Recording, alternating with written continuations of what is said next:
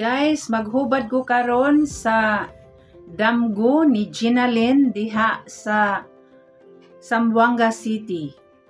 Ang iyahang damgo nga naa siya'y silingan nga nakabungol, nakalalis.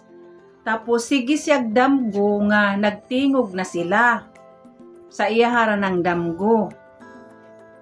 Ang meaning ana Ginalyn nga gusto siya nga makigtingog diha nimo, pero tungod sa iyahang garbo di niya mahimo. Unahin na lang siyag tingog aron mahapsay ang inyuhang kinabuhi. Kay managsilingan ra ba mo?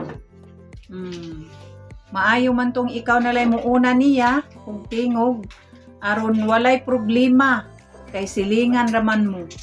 Ug daghang salamat sa imuhang pagpadala sa imuhang damgo Ginalyn diha sa Zamboanga City. Thank you for watching.